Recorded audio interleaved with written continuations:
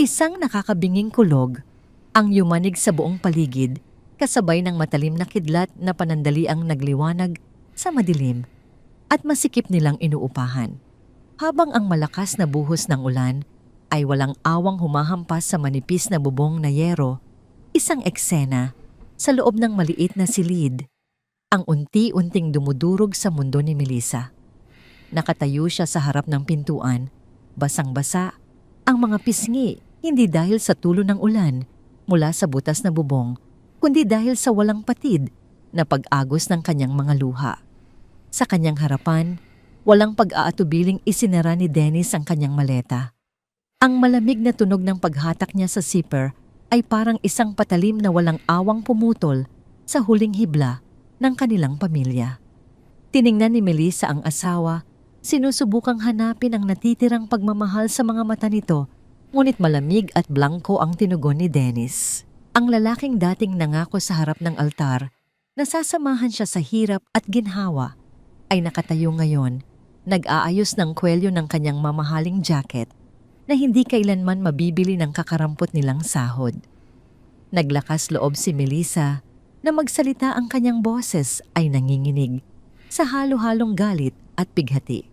Tinanong niya kung ito ba talaga ang gusto nito, ang talikuran, ang 5 taong pagsasama nila para lang sa isang ambisyon. Humugot ng malalim na hininga si Dennis, ang kanyang muka ay nagpapakita ng matinding inis at pagkasawa. Sinabi niya ng diretsahan na pagod na siyang maging mahirap, pagod na siyang magbilang ng barya araw-araw para lang may maihain sa hapagkainan. Idinagdag pa niya na may naghihintay sa kanyang malaking posisyon bilang vice manager, isang pagkakataong hindi niya kayang palampasin. Napalunok si Melissa. Ang sakit sa kanyang dibdib ay tila pumipigil sa kanyang paghinga. Binanggit niya ang isang pangalan na matagal na niyang naririnig sa mga bulong-bulungan, ngunit pilit niyang binabaliwala dahil sa tiwala. Binanggit niya si Bianca. Hindi gumalaw si Dennis, ngunit ang kanyang pananahimik ay isang malinaw na pag-amin. Si Bianca ang kaisa-isang anak ng mayamang pamilyang nagmamay-ari ng isang tanyag na kumpanya ng catering at events sa syudad. Ang pangalan nito ay madalas nakabandera sa mga mamahaling magazine, kilala sa pagiging palalo at mahilig sa luho.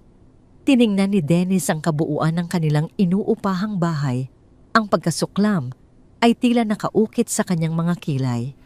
Walang pasubaling sinumbat niya kay Melissa na wala siyang makikitang asenso kung patuloy siyang mabubuhay sa isang lugar na amoy kanal at palaging tumutulo ang bubong.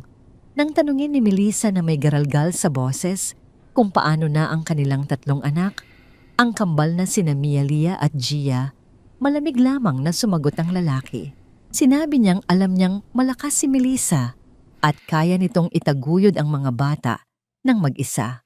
Ang salitang malakas ay tumunog bilang isang malupit na sumpa. Naramdaman ni Melissa ang matinding pag-ikot ng kanyang sikmura, ang paninikip ng kanyang dibdib na tila pinipiga. Sinubukan niyang hawakan ang braso ng kanyang asawa upang magmakaawa alang-alang sa mga bata, ngunit marahas na iwinaksi ni Dennis ang kanyang kamay. Ang biglaang pagtulak na yon ay naging dahilan upang mapaatras si Melissa at bumangga sa gilid ng kanilang lumang mesa na gawa sa kahoy. Mula sa kabilang silid na hinaharangan lamang ng sangkupas na kurtina, dahan-dahang lumabas ang 3 maliliit na batang babae. Ang kanilang mga mata ay pupungas-pungas at puno ng labis na takot dahil sa matinding tensyon sa pagitan ng kanilang mga magulang. Niyakap ng mahigpit ng panganay na si Mia ang binti ng kanyang ina, habang sina Lia at Gia ay tahimik na nakatingin sa kanilang ama, naghihintay ng huling yakap na hindi man lang ibinigay. Sa halip na makonsensya, nag-iwas ng tingin si Dennis. Pinulot niya ang kanyang maleta at mabilis na naglakad palabas sa gitna ng walang awang buhos ng ulan. Ang pinto ay sumara ng may matinding lakas, nag-iwan ng isang nakakabinging katahimikan sa loob ng bahay na tuluyan ng nawasak. Napaluhod si Melissa sa malamig na sahig, niyakap ng mahigpit ang kanyang 3 anak at tahimik na nangakong ito na ang huling gabi naluluha siya para sa isang lalaking alipin ng salapi. Kinabukasan, hindi pa man lubusang natutuyo ang mga luha sa kanyang mga mata, isang panibagong dagok ang sumalubong sa kanila. Ang sikat ng araw ay tila walang dalang pag-asa, kundi purong kahihiyan. Maaga pa lamang ay nakatayo na ang may-ari ng kanilang paupahan sa tapat ng pinto, ang matandang babae na nakapameywang at salubong ang mga kilay ay walang pusong nag-utos sa dalawang kargador na ilabas ang lahat ng gamit ni na Melissa patungo sa maputik na eskinita. Nang magmakaawa si Melissa at tanungin kung ano ang kanyang naging kasalanan, buong lakas na isinigaw ng may-ari na 6 na buwan nang hindi nagbabayad ng upa si Dennis. Ang masakit na katotohanan ay pilit na idiniin sa kanyang isipan. Dinala ng kanyang asawa ang lahat ng natitira nilang ipon bago ito tuluyang tumakas kasama ang mayamang kabit. Ang mga kapitbahay sa barangay ay nagsimulang mag-usyoso. Ang ilan ay nagbubulungan habang nakatingin ng may halong awa, ngunit ang karamihan ay lantaran ang pangungutya. Ang pakiramdam ng labis na kahihiyan sa paningin ng komunidad ay parang isang mabigat na batong dumagan sa dibdib ni Melissa. Ang kanyang mga anak ay nakaupo sa ibabaw ng kanilang lumang kutsyon sa gitna ng daan, pilit na pinoprotektahan ng ilang piraso ng kanilang mga laruan mula sa mga mapanghusgang tingin. Nakatayo si Melissa sa gitna ng tsismis at kahirapan. Ang kanyang mga kamay ay nakakuyom ng mahigpit hanggang sa bumaon ang kanyang mga kuko sa sariling palad. Pinunasan niya ang tuyong luha sa kanyang pisngi.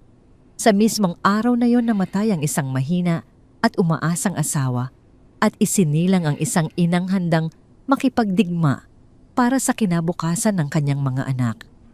3 buwan na ang nakalipas mula nang palayasin sila sa kanilang dating tahanan. Natagpuan ni Melissa ang kanilang sarili sa isang mas masikip at mas maingay na bahagi ng squatter. Dito ang araw-araw na buhay ay isang patuloy na pakikipagbuno sa gutom at pagod. Pagsapit ng 3:00 ng madaling araw, gising na si Melissa. Ang kanyang mga kamay na dati ay malambot ngayon ay puno na ng mga paltos at sugat mula sa walang patid na paghihiwa ng mga gulay at paghahalo ng kumukulong mantika. Gumawa siya ng isang maliit na karinderya gamit ang isang lumang kariton na hiniram niya sa isang mabait na kapitbahay. Naglalako siya ng mga murang ulam para sa mga construction worker at mga driver ng tricycle upang may maipakain sa kanyang 3 anak na nagtitiis sa isang masikip na silid. Isang mainit na tanghali, habang pinupunasan ni Melissa ang pawis sa kanyang noo, isang makintab at mamahaling itim na sasakyan ang dumaan sa makipot at lubak-lubak na kalsada ng kanilang barangay.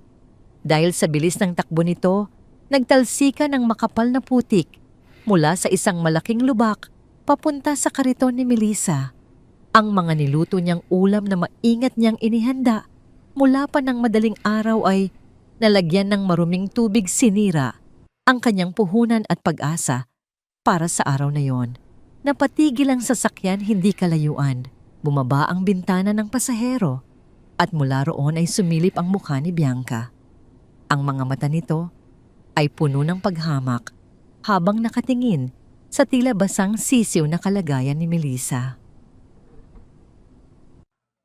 Nakaupo sa upuan ng driver si Dennis, nakangiting, tila walang pakialam sa pinsalang ginawa ng kanilang mamahaling gulong sa munting kabuhayan ng kanyang asawa. Pinili nitong huwag tumingin sa asawa na pilit niyang tinalikuran. Sa halip nakatuon lamang ang atensyon niya sa babaeng naging susi sa pag-angat ng kanyang buhay. Nagmamasid si Bianca, sinusukat ang anyo ni Melissa mula ulo hanggang paa na may kasamang malinaw na disgusto. Pinasadahan niya ng tingin ang lumang kariton, ang kaldero ng ulam na ngayoy puno ng putik at ang dumi sa damit at mukha ng asawa ng kanyang iniingatang karelasyon. Isang matalim ngunit may halong tuwa na pananalita ang lumabas sa bibig ni Bianca habang pinuna niya kung gaano nakarumi at nakakaawang tingnan ang dating may bahay. Hindi umiyak si Melissa ngunit ang kanyang kamay na may hawak ng maruming basahan ay nanginginig sa puot. Tahimik at matiim na nakipagtitigan siya sa mapanglait na babae nang hindi kumukurap o nagpapakita ng takot. Wala siyang ibinanggit na anumang salita pabalik dahil alam niya na anumang ingay na kanyang lalabasin ay hindi mananalo laban sa kayamanan ng katunggali. Ang kanyang katahimikan gayunpaman ay nagdala ng mas malalim na tapang na nakakabahala para kay Bianca, kaya't biglang inutusan nito si Dennis na paandarin ang sasakyan upang lisanin ang mabahong kalye. Nang makaalis ang itim na sasakyan na nagdulot ng gulo, nagsimulang mag-usyoso ang mga tao sa kalsada. Narinig ni Melissa ang bulong-bulungan ng kanyang mga kapitbahay na punong-puno ng panlilibak at pangmamaliit. Ilang mapanghusgang salita ang ibinato sa kanya pinag-uusapan ang kalunos-lunos niyang kapalaran sa pag-iwan ng asawa para sa mas nakakaangat sa lipunan. May mga nagpapahiwatig pa ng mga mapanakit na komento na si Melissa mismo ang may kasalanan kung bakit nahanap si Dennis ng iba dahil hindi nito inayos ang sarili o pinanatili ang estado ng buhay ng lalaki. Pikit-matang ininda niya ang bawat tsismis na tumama sa kanyang puso dahil sa mga sandaling ito, ang mahalaga ay ang tatlong anghel na naiwan sa kanilang mumunting silid at umaasa sa bawat patak ng kanyang pawis. Tahimik siyang nag-ayos ng kanyang nasirang paninda. Isa-isang itinapon ang nilutong pagkain na nabahiran na ng putik. Inabot niya ang natitirang mga barya sa kanyang bulsa at naisip na kailangan niyang makahanap ng paraan upang makabili muli ng mga rekado. Kinahapunan habang tahimik na naghuhugas si Melissa ng mga kaldero, isang pamilyar at matalim na boses ang sumira sa katahimikan ng araw. Ang ina ni Dennis, si Carmen, kasama ang dalawang pambangkong tao na mukhang mga upahang sanggano, ay bigla na lamang tumambad sa kanyang harapan. Bakas sa mukha ng matanda ang inis habang inikot ang tingin sa kanilang mumunting inuupahang espasyo. Tiningnan niya ang mga anak ni Melissa, ang tatlong bata na naglalaro sa gilid gamit ang lumang mga laruan bago bumaling sa inana ng mga bata na may mapanuksong ng ngiti. Walang pasubaling inanunsyo ni Carmen na kukunin niya ang kanyang mga apo. Sinabi ng matanda na nakakasira ng imahe ng kanilang pamilya na ang mga anak ni Dennis ay nabubuhay sa marumi at nakakadiring eskinita. Napatayo si Melissa mula sa kanyang inupuan, mariing pinunasan ang mga basang kamay. Naglakad siya papalapit sa matanda, hinaharang ang daan papunta kina Mia, Lia at Gia. Sa isang mariin at seryosong tono, binalaan niya si Carmen na walang sino man ang maaring maglayo sa kanya at sa kanyang mga anak. Sinabihan niya ang matanda na kung hindi inisip ng kanyang anak na si Dennis ang kapakanan ng kanyang mga apo, nang tahasan niyang abandonahin ang pamilya, lalong walang karapatan ang sino man sa kanila na kunin ngayon ang mga bata. Nagalit si Carmen at nagbanta. Ibinagsak nito ang mabibigat na salita na hindi kayang suportahan ni Melissa ang pangangailangan ng tatlong bata gamit lamang ang pagbebenta ng murang pagkain sa kanto. Dagdag pa nito, hindi nararapat na maging bahagi ng mababang uri ng pamumuhay ang mga apo niya at may sapat na yaman at kapangyarihan ang pamilya ni Bianca para isampa sa korte at bawiin ang kustodya ng kanyang mga anak. Tumingin si Melissa ng diretso kay Carmen. Ang kanyang mga mata na noong una ay puno ng takot nang marinig ang usapin ng pagkakawalay sa mga anak ay dahan-dahang napalitan ng determinasyon. Hindi man niya hawak ngayon ang lakas at kapangyarihan sa lipunan, naging buo ang kanyang desisyon. Handa siyang lumaban ng patayan bago may makakuha sa kaisa-isang natitira sa buhay niya. Nakatayo siya doon, naghihintay habang nagbababala ang hangin ng isang napipintong matinding sagupaan na susubok sa tatag at pag-asa ni Melissa. Walang anumang babala at puno ng kalupitan, Biglang hinablot ni Carmen ang buhok ng munting si Mia. Isang matinis na iyak ng sakit ang pumunit sa hangin mula sa bata habang pilit nitong kumawala sa mahigpit na pagkakahawak ng kanyang lola. Ang maliliit na kamay ni Mia ay pilit na inaalis ang mga daliri ng matanda, ngunit mas lalo lamang hinigpitan ni Carmen ang pagkakabuhol ng kanyang kamay sa buhok ng walang laban na bata. Mula sa di kalayuan, nakaparada ang pamilyar na itim na sasakyan na nagdulot ng gulo kanina. Bumaba si Dennis na kasuot ng isang makinis at mamahaling suit, ngunit nanatili lamang siyang nakatayo sa gilid. Wala siyang ginawa kundi panoorin ang kanyang sariling ina na sinasaktan ang sarili niyang dugo at laman. Ang dalawang kasamang sanggano ni Carmen ay humakbang pasulong tinatangkang kunin sina Lia at Gia na ngayon ay umiiyak na rin ng malakas habang nakayakap ng mahigpit sa mga binti ng kanilang ina. Sa sandaling iyon, isang tila nagbabagang apoy ang sumiklab sa dibdib ni Melissa. Ang dating maamo at mapagbigay na babae na palaging yumuyuko sa pangaapi ay tuluyang naglaho. Napalitan siya ng isang inang handang pumatay at mamatay para sa kanyang mga supling. Walang pag-aalinlangan, buong lakas na itinulak ni Melissa ang dibdib ng isa sa mga lalaki dahil sa hindi inaasahang lakas na nagmula sa isang payat na babae. Nawalan ng balanse ang sanggano at napabagsak sa maputik na kalsada. Mabilis na hinigit ni Melissa si Mia mula sa pagkakahawak ni Carmen kasabay ng isang matalim na tingin na tila nakakamatay. Itinago niya ang tatlong bata sa kanyang likuran, ginagawang panangga ang kanyang sariling katawan. Nang makita ang komosyon at ang pagkabagsak ng kanyang binayarang tao, tuluyan nang lumapit si Dennis upang umawat. Pilit niyang hinawakan ang braso ni Melissa, inuutusan itong tumigil sa paggawa ng iskandalo at ibigay na lamang ang mga bata upang hindi na lumaki ang gulo. Ang presensya ng lalaking sumira sa kanyang buhay ay tila nagpadagdag ng gas sa nag-aalab na puot ni Melissa. Ang pandidiri at galit ay umapaw sa kanyang buong sistema. Mabilis niyang pinihit ang kanyang katawan para makawala sa hawak ni Dennis. Inabot ang katabing kaldero na naglalaman ng tirang sabaw ng sinigang na lumamig na at may namumuong mantika. Sa isang mabilis at malakas na puwersa, isinaboy niya ang buong laman ng kaldero ng direkta sa direksyon ng kanyang dating asawa. Ang malapot mamantika at maasim na sabaw ay sumabog sa dibdib ni Dennis, tuluyang sumira sa kanyang perpekto at mamahaling kasuotan.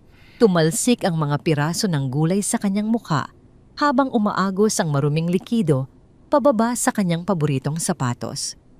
Napatakip si Dennis sa kanyang mukha umaatras habang sinusubukang punasan ang malamig na sabaw na pumapasok sa kanyang mga mata.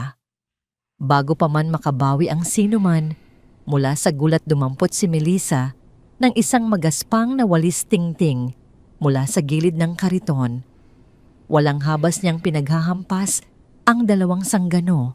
Gamit ang hawakan nito, itinutulak sila palayo hanggang sa mapilitan silang umatras papalabas ng eskinita. Hinarap niya ngayon si Carmen na namumutla at tila naubusan ng salita sa gulat. Itinutok ni Melissa ang dulo ng walis sa mukha ng kanyang biyenan. Sa isang boses na malamig, matatag at nakakapanindig balahibo, sinabihan niya ang matanda na huwag na nitong idadahilan ang yaman at apelyido sa pagkuha sa kanyang mga anak. Idiniin niya na para sa kanya sila ang pinakadukha at pinakakawawang mga tao sa mundo pagdating sa dangal at pag-uugali. Itinuro niya ang daan palabas at nagbabalang wawasakin niya ang pagmumukha ng sino mang magtatangkang tumapak muli sa kanyang teritoryo at hawakan ang kanyang mga anak. Ang mga tsismosang kapitbahay na kanina ay nanonood lamang at nang huhusga ngayon ay tahimik na nakatunghay ng may halong pagkamangha. Ang ilan sa kanila ay palihim na ngumingiti at nagtutulakan, halatang nasisiyahan sa pagkakapahiya ng mga mayayamang nang-aapi sa kanilang lugar. Ang bigat ng kahihiyan sa harap ng maraming saksi ay unti-unting bumalot kay Carmen. Mabilis siyang tumalikod at naglakad pabalik sa sasakyan. Hinihila ang basang-basa at umaalingasaw na si Dennis. Walang lingon-likod na sumakay ang mag-ina at mabilis na umalis, iniiwan ang nagkalat na putik at ang alaalang hindi nila kailanman matatakot ang isang ina. Nang makalayo ang sasakyan at makasigurong ligtas na sila, unti-unting binitawan ni Melissa ang walis. Nanginginig ang kanyang buong katawan mula sa labis na adrenaline. Lumuhod siya sa maduming sahig upang yakapin ng mahigpit ang tatlong umiiyak na bata. Paulit-ulit na bumubulong na ligtas na sila at hindi niya hahayaang may manakit sa kanila. Habang unti-unting humuhupa ang tensyon at bumabalik sa kani-kanilang mga bahay ang mga usyosero, napansin ni Melissa ang isang presensyang hindi sumama sa gulo. Isang matandang lalaki ang tahimik na nakaupo sa nag-iisang natitirang mesa ng kanyang karinderya na hindi nasira ng away. Nakasuot lamang ito ng simpleng polo barong, may iilang puting buhok, ngunit may taglay na kakaibang awtoridad at kalmado sa kanyang tindig. Tahimik nitong inubos ang huling subo ng kanyang biniling ulam, tila walang pakialam sa iskandalong katatapos lamang. Tumayo ang matanda, kumuha ng isang malinis na panyo mula sa kanyang bulsa at pinunasan ang kanyang bibig. Dahan-dahan itong lumapit kay Melissa na ngayon ay inaalalayan ang kanyang mga anak na tumayo. Tiningnan ng matanda ang magulong paligid, ang mga basag na plato at ang nakakalat na sabaw bago ibinaling ang matalas nitong tingin sa pagod na mukha ng babae. Sa isang boses na nag-aanyaya, ng paggalang pinuri ng matanda ang hindi pangkaraniwang sarap ng kanyang timpla na sinabi nitong bihirang matagpuan kahit sa malalaking restauran. Ngunit masigit pa roon, pinuri niya ang alab ng paninindigan nito bilang isang ina at ang tapang nitong ipagtanggol ang kanyang dangal laban sa mga taong pilit siyang tinatapakan. Bago pa man makapagtanong si Melissa kung sino ito, inilapag ng lalaki ang isang makapal at eleganteng puting business card sa ibabaw ng mesa. Nakasulat doon ang pangalang Don Francisco, kalaki pang logo ng isang kilalang grupo ng mga mamahaling hotel at catering sa bansa. Tiningnan ng matanda si Melissa sa mga mata. Sinabihan siya nitong pumunta sa address na nakalagay sa card kinabukasan ng umaga dahil ang isang babaeng may ganyang talento sa pagluluto at may ganyang katapangan sa buhay ay hindi nararapat manatili sa putikan. Pagkatapos, bitiwan ang mga salitang yon, tahimik na naglakad palayo si Don Francisco, nag-iwan ng isang pintuan ng pag-asa na babago sa ikot ng mundo ni Melissa at ng kanyang mga anak. 3 taon ang lumipas, tila isang mabilis at mabagyong panaginip ang nagbago sa landas ni Melissa. Ang dating masikip at maputik na kalsada kung saan niya inilalako ang kanyang mga lutong bahay ay napalitan na ngayon ng isang malawak, makintab at propesyonal na industrial kitchen. Ang halimuyak ng mga siksik na rekado, ang singaw ng mamahaling sabaw na dahan-dahang pinakukuluan at ang maingay ngunit organisadong tunog ng mga bakal na kasangkapan ay nagpapatunay ng mabilis na pagbabago. Nakatayo sa gitna ng abalang kusina, si Melissa hindi na suot ang dating lumang apron na puno ng mantsa ng mantika, kundi isang puti at formal na uniforme ng isang executive chef at operations manager. Ang kanyang buhok na dati ay hinahayaan lamang liparin ng hangin, ngayon ay mahigpit na nakatali, sumisimbolo sa kanyang walang puwang para sa pagkakamali. Mula nang magtiwala si Don Francisco at bigyan siya ng posisyon sa isa sa mga catering arm ng Tres Marias Group, hindi nag-aksaya ng panahon si Melissa. Ginamit niya ang bawat araw upang mag-aral, magsanay at patunayan na ang kanyang talento ay higit pa sa pagtitimpla ng murang ulam sa kanto. Sa tulong ng matanda, natutunan niya ang sining ng pamamahala, ang pag-unawa sa mga komplikadong kontrata at ang pagharap sa mapanuring mundo ng mga mayayaman. Ang dating ina, na yuko ang ulo sa kahihiyan, ay ngayon isang pinunoong iginagalang ng kanyang mga tauhan, kilala sa kanyang pagiging mahigpit perpeksyonista at hindi matatawarang dedikasyon. Habang maingat na sinusuri ni Melissa ang listahan ng mga sangkap para sa paparating na malaking kaganapan, lumapit ang kanyang kanang kamay na si Leo. Baka sa mukha ng binata ang kaunting kaba habang inilalapag ang isang makapal na folder sa ibabaw ng stainless na mesa. Ipinaliwanag ni Leo na ang event na kanilang paglilingkuran kinabukasan ay ang ika-50 anibersaryo ng kasal ng isa sa mga pinakamakapangyarihang pamilya sa bansa. Ito ay isang pagdiriwang na dalahin ng daan-daang bisita mula sa iba't ibang sektor ng lipunan at negosyo. Ang anumang pagkakamali, gaano man kaliit ay magdudulot ng malaking mantsa sa pangalan ng kumpanya ni Don Francisco. Kinuha ni Melissa ang folder at sinimulang basahin ang mga detalye ng menu. Walang nagbago sa kanyang ekspresyon. Kalmado, detalyado at handa. Inutusan niya ang kanyang mga chef na tiyaking sariwa ang bawat sangkap na gagamitin at walang sino man ang pinapayagang umuwi hanggat hindi perpekto ang paghahanda para sa grand buffet. Ang kanyang boses ay umaalingaw-ngaw sa buong kusina, nagpapakita ng awtoridad na hindi mapasusubalian. Gayunpaman, nang ilipat niya ang pahina patungo sa listahan ng mga mahahalagang bisita, ang VIP guest list na nangangailangan ng espesyal na atensyon sa kanilang mga dietary restrictions, biglang huminto ang kanyang paningin. Tila tumigil ang pag-ikot ng mundo sa loob ng ilang segundo. Ang mga salitang nakalimbag sa puting papel ay parang mga matatalim na patalim na naghihintay upang muling sugatan ang kanyang nakaraan. Nakalagay doon ng malinaw at walang pagkakamali ang pangalan ng pamilyang mag-host ng nasabing anibersaryo. Ito ay ang pamilya ni Bianca. At sa ibaba nito, bilang mga pangunahing panauhing pandangal at bahagi ng immediate family, ay nakatala ang mga pangalang Dennis at Bianca. Kasama rin sa listahan ang ina nitong si Carmen bilang isa sa mga espesyal na imbitado. Isang malamig na hangin tila dumaan sa likuran ni Melissa, nagpapabalik sa kanya sa alaala ng ulan ng putik at ng sabaw na tumalsik 3 taon na ang nakararaan.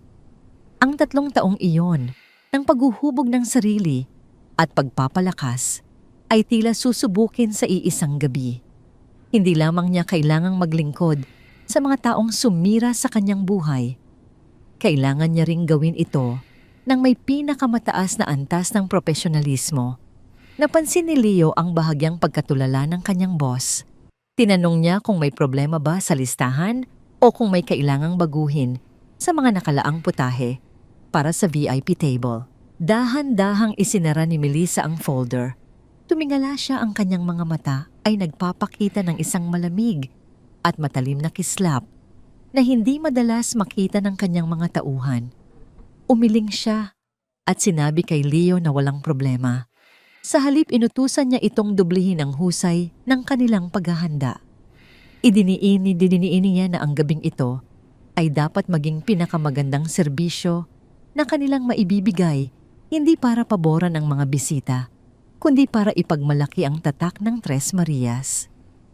Habang nagpapatuloy ang kaabalahan sa kusina, tahimik na naglakad si Melissa patungo sa kanyang maliit na opisina sa dulo ng pasilyo. Kinuha niya ang kanyang cellphone at tiningnan ang wallpaper, isang larawan ni Mialia at Gia na nakasuot ng maayos na uniforme at masayang nakangiti. Ang 3 bata na minsan nang umiyak sa gitna ng kalsada ay ngayon ay nakakapag-aral na sa isang magandang eskwelahan, ligtas, mula sa hagupit ng kahirapan. Kinuyom ni Melissa ang kanyang kamao hanggang sa pumuti ang kanyang mga buko. Ang takot na minsan niyang naramdaman ay matagal nang namatay. Ang nananatili ngayon ay ang pagkauhaw na ipakita sa mundo kung sino na ang babaeng iniwan sa putikan. Ang kinabukasan ay magiging isang malaking entablado at alam ni Melissa na ang kanyang serbisyo ay magiging pinakamatamis na patunay ng kanyang tagumpay. Habang abala ang buong kusina ni Melissa sa paghahanda para sa grandeng anibersaryo, isang magkaibang eksena ang nagaganap sa isang mamahaling condominium unit sa kabilang dulo ng lungsod. Ang malalawak na bintanang salamin ay nagpapakita ng makislap na skyline ng Metro Manila, ngunit sa loob ng silid, ang kapaligiran ay balot ng tensyon at puot. Isang matunog na pagkabasag ng basong kristal ang bumasag sa katahimikan ng kwarto. Ang mamahaling alak ay kumalat sa makinis na sahig na gawa sa marmol, habang ang mga piraso ng salamin ay nagkalat sa paligid. Nakatayo si Dennis sa gitna ng sala, ang kanyang mukha ay namumula sa galit at halatang pagod na pagod. Ang kanyang suit na dapat sana ay plansado at maayos para sa paparating na event ay bahagyang gusot at itinapon sa ibabaw ng sofa. Sa kabilang banda, nakaupo si Bianca sa isang marangyang velvet chair, prenteng nakahalukip-kip at nakataas ang kilay.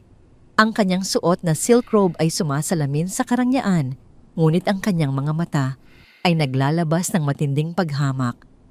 Walang pag-aalinlangang tiningnan niya si Dennis at sinabihan itong tigilan ang pagrereklamo. Ayon kay Bianca, wala itong karapatang magalit dahil kung hindi dahil sa kanyang pamilya, nananatiling isang hamak na empleyadong walang pangalan si Dennis. Ang mga salitang yon ay parang lason na unti-unting pumapatay sa natitirang dignidad ni Dennis. Ang lalaking minsang nag-akalang ang pag-iwan kay Melissa at sa kanyang mga anak ay ang susi tungo sa walang hanggang yaman, ngayon ay nakararanas ng buhay na tila isang nakakulong na aso sa sariling tahanan. Oo, mayroon siyang malaking sweldo, magarang sasakyan at paboritong posisyon sa kumpanya ni na Bianca. Ngunit ang kapalit nito ay ang palaging pagpapaalala na siya ay isang palamuti lamang, isang lalaking nabubuhay sa awa at impluwensya ng kanyang mayamang karelasyon. Sinubukan ni Dennis na ipagtanggol ang kanyang sarili. Ipinunto niya na siya ang gumagawa ng mga mahihirap na trabaho sa opisina. Siya ang humaharap sa mga kliyenteng mahirap kausapin at siya ang nagtatakip sa mga anomalya ni Bianca sa paggamit ng pondo ng kumpanya. Paano siya makakapag-focus kung palagi siyang pinagmumukhang tanga at sunod-sunuran sa harap ng mga board of directors na pawang mga kamag-anak ni Bianca? Ngunit sa halip na makinig, isang mapanuyang tawa ang pinakawalan ni Bianca. Sinabihan niya si Dennis na huwag mag-ilusyon na siya ay kapantay nila.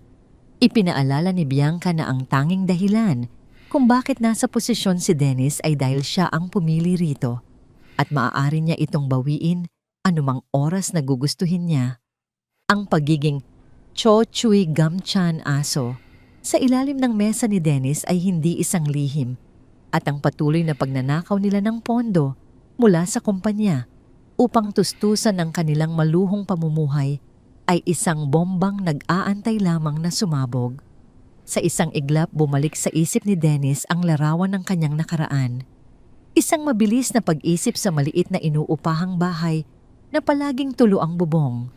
Naalala niya si Melissa na hindi kailanman nanumbat kahit gaano sila kahirap.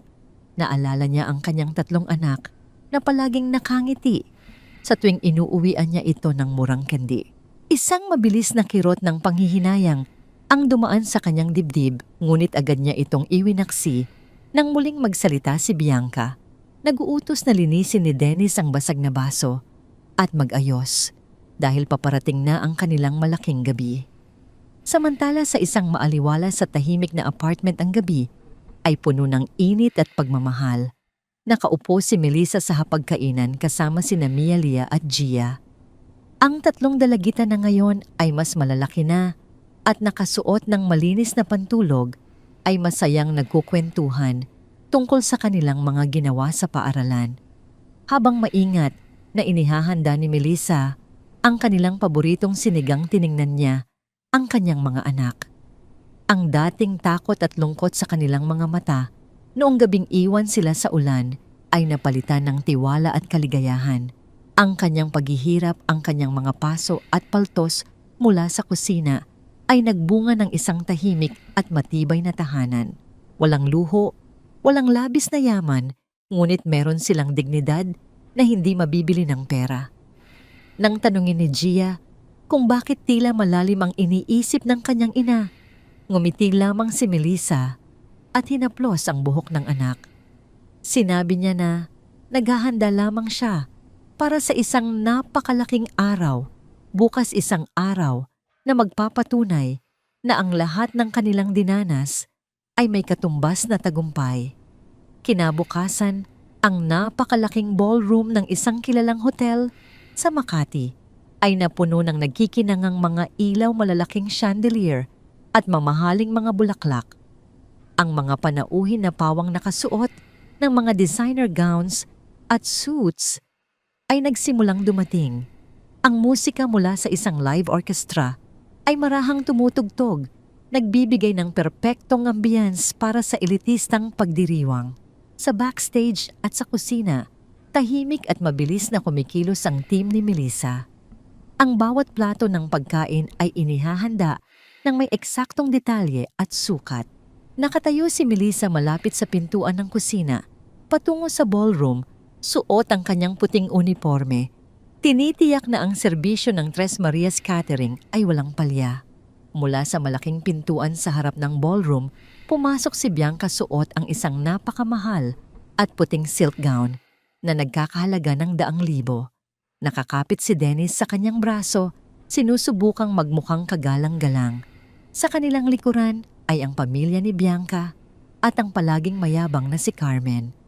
Ang pagpasok nila ay umagaw ng atensyon, lalo na ang kay Bianca na gustong-gusto ang pakiramdam nang tinitingala siya ng lahat. Nang makaupo sila sa VIP table, hindi nagtagal ay nagreklamo agad si Bianca na ang serbisyo ng mga waiter ay mabagal at ang pagkain ay hindi pa nakahanda sa kanilang mesa kahit nakakarating pa lang nila. Sa halip na maghintay, tumawag siya ng isang waiter at buong kapalaluan na inutusang ipatawag agad sa kanyang harapan ang manager ng catering na kanilang binayaran ng malaki.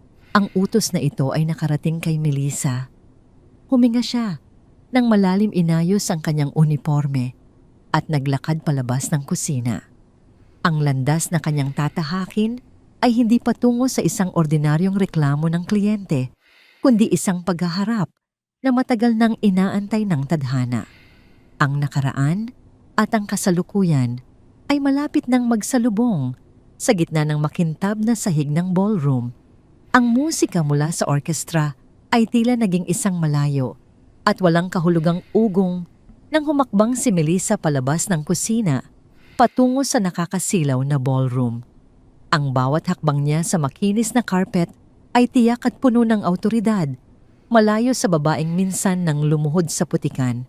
Sa dulo ng kanyang paningin, nakaupo sa pinakasentro ng bulwagan, ang VIP table na pinalilibutan ng mga nagkikislapang kristal at mamahaling bulaklak. Doon, prenteng nakaupo si Bianca suot ang kanyang ipinagmamalaking puting silk gown na kumikinang sa ilalim ng chandelier.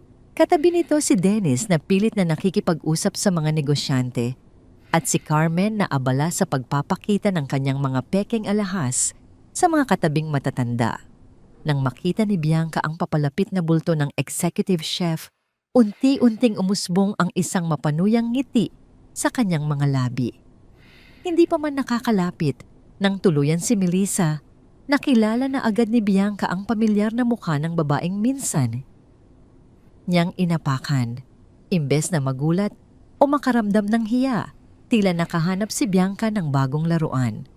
Sa isang mabilis at palihim na galaw ng kanyang paa, sa ilalim ng mesa, sinadya niyang sipain ang paa ng isang mataas na food cart na puno ng mga mamahaling champagne glasses na kakapasok pa lamang ng isang batang waiter.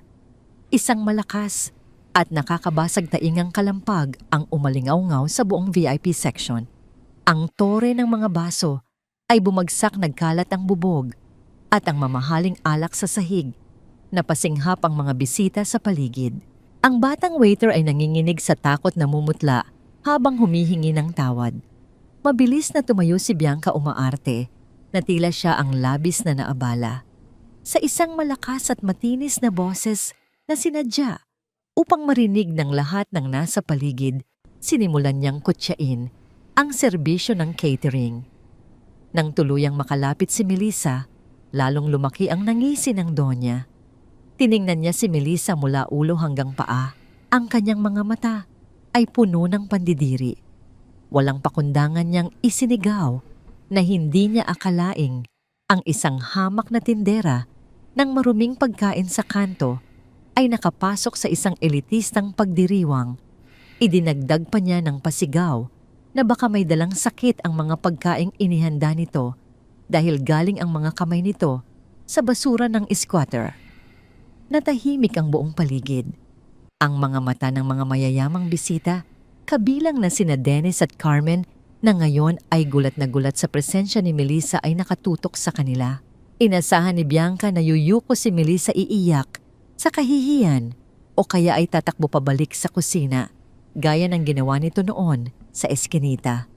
Ngunit walang panginginig sa mga kamay ni Melissa. Walang luha na namuo sa kanyang mga mata. Sa halip isang nakakapangilabot na katahimikan ang bumalot sa kanya. Tiningnan niya si Bianca ng diretso ang kanyang mga mata ay tila yelo na hindi natutunaw. Lumapit si Melissa ng tahimik at kalmado. Kinuha niya ang isang malinis na telang, pamunas mula sa bulsa ng kanyang apron. Sa ibabaw ng kalapit na dessert table, may isang mangkok ng malapot at maiitim na chocolate fondue. Dahan-dahan at sinadyang idinip ni Melissa ang dulo ng tela sa tsokolate. Napakunot ang noo ni Bianca, bahagyang umaatras dahil hindi niya mabasa ang kilos ng kanyang kalaban. Bago pa man makapagsalita muli, ang mayaman na babae, mabilis na hinawakan ni Melissa ang pulso ni Bianca.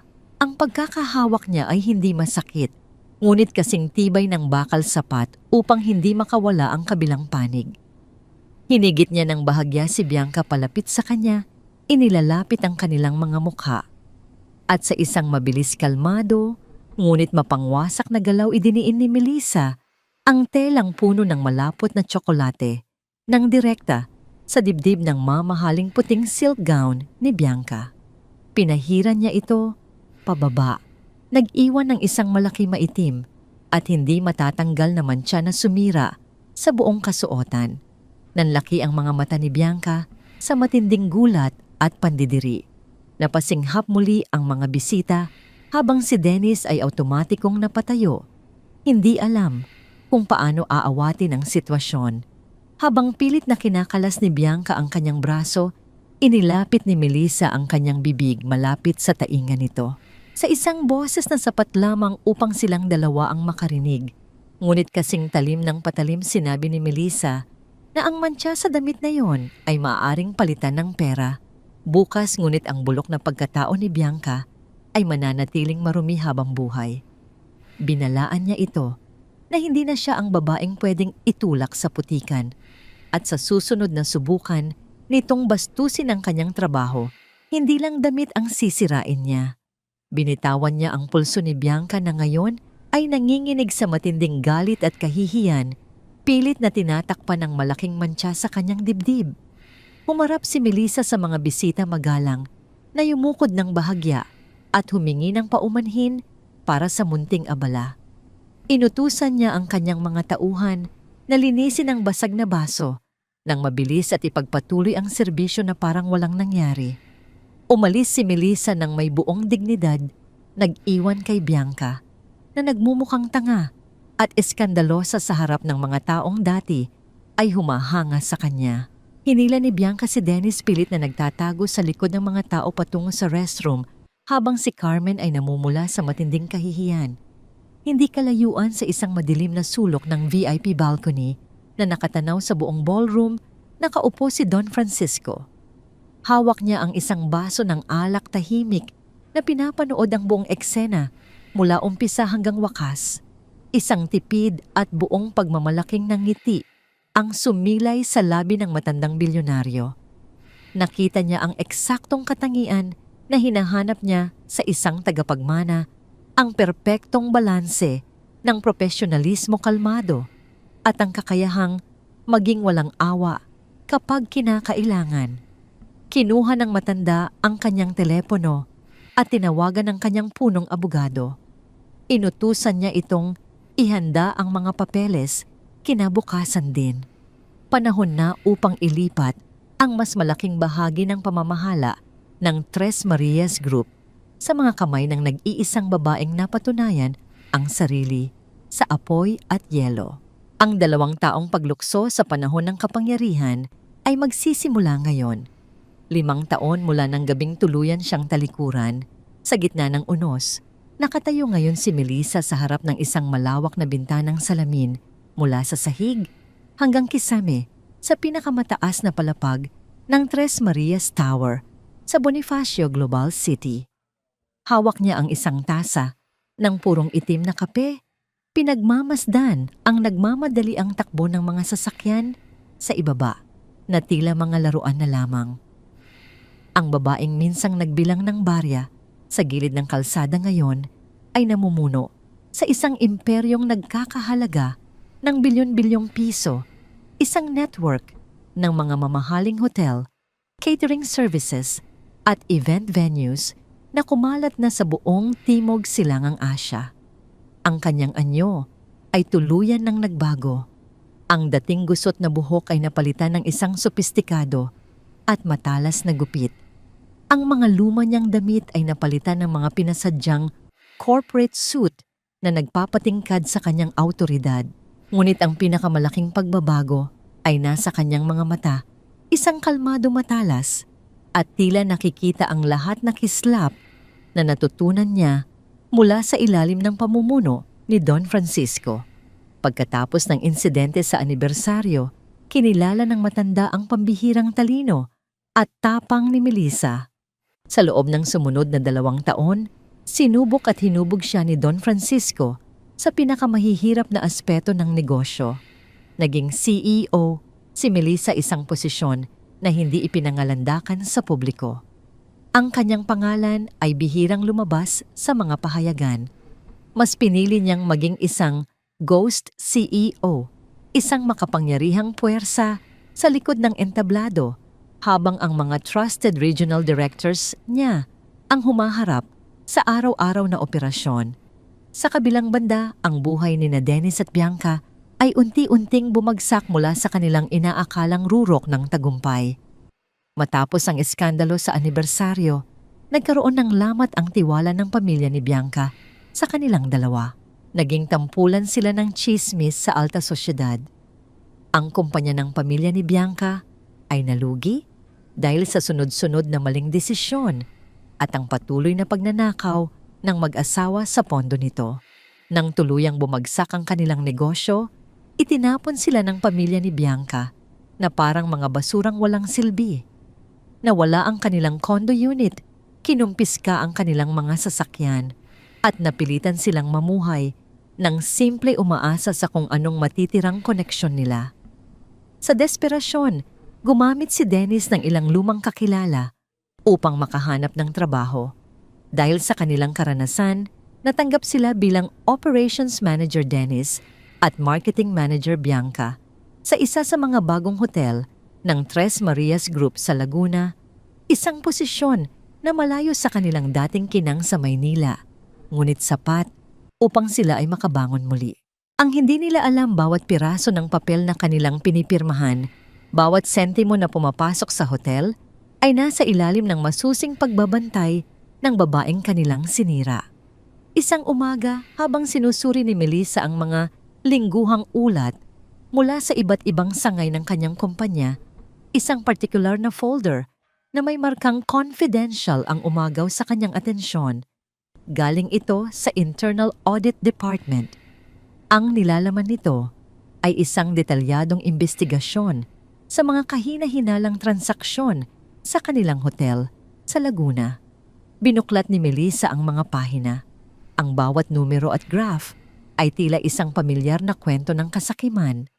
Ang ulat ay nagpapakita ng malinaw na ebidensya ng pagmamanipula sa mga resibo ng supplier, pagpapalobo ng mga gastusin para sa mga promotional events at paglilipat ng pondo sa mga personal na bank account.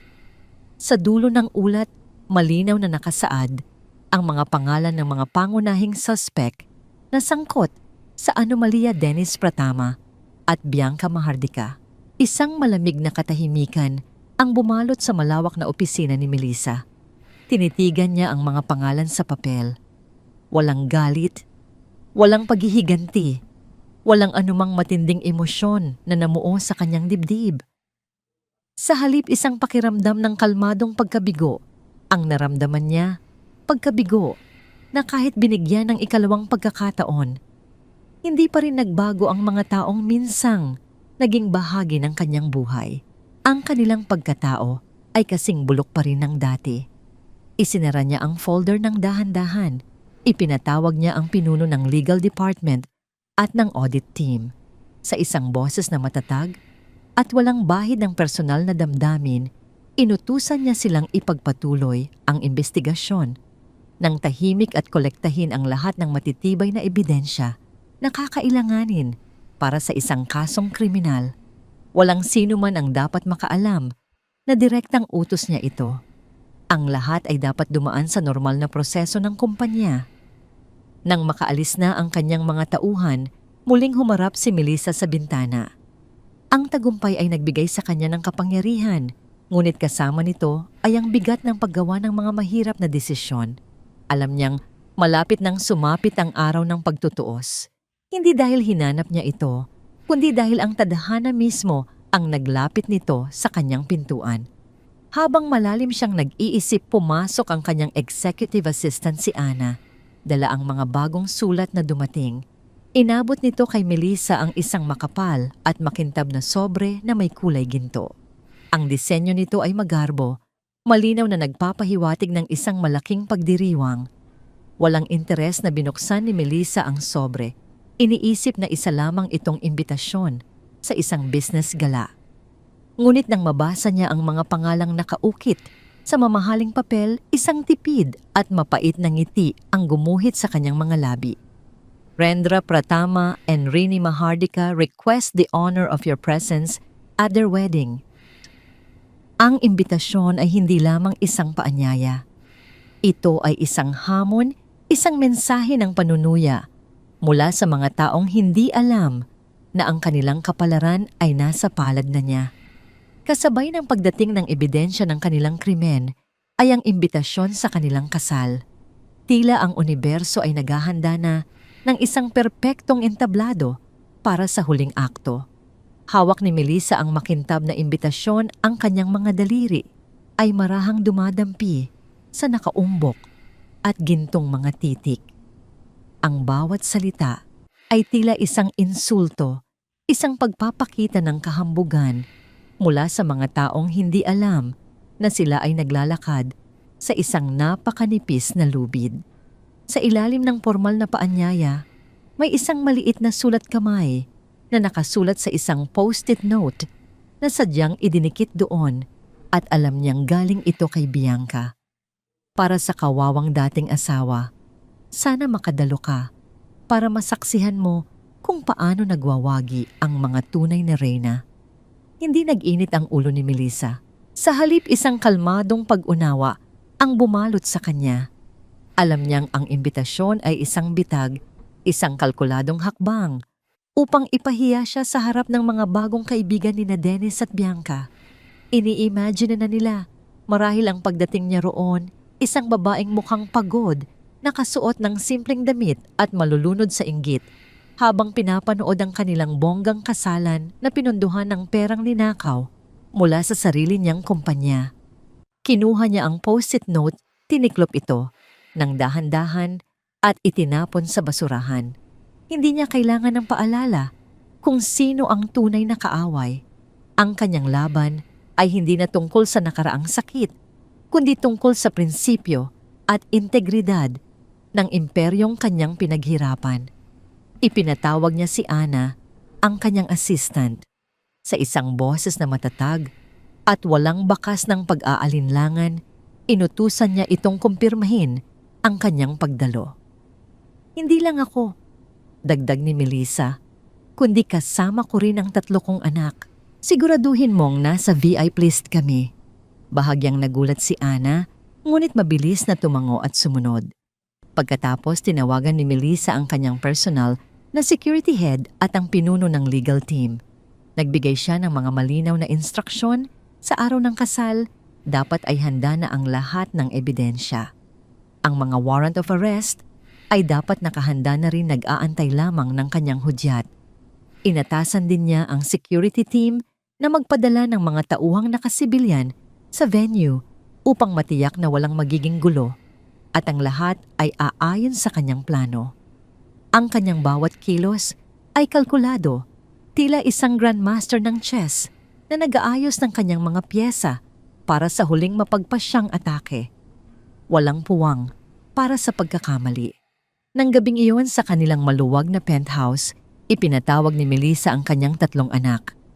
Sina Mia, Lia at Gia na ngayon ay mga binibini na matatangkad, magaganda at nagmana ng kanyang talas ng isip at matatag na paninindigan. Nakaupo sila sa sala, ang kanilang mga mukha ay nagpapakita ng pag-aalala para sa kanilang ina. Inilapag ni Melissa ang imbitasyon sa gitnang mesa. Ang inyong ama, simpleng sabi niya, ay ikakasal na. Isang saglit na katahimikan ang namayani. Sa loob ng 5 taon, bihirang pag-usapan ni Melissa ang tungkol kay Dennis. Hindi niya tinuruan ang kanyang mga anak na magtanim ng galit, ngunit hindi rin niya itinago ang katotohanan na sila ay iniwan dahil sa pera. Si Mia ang panganay at pinakamapanuri sa 3, ang unang nagsalita. "Pupunta ka ba, Mama?"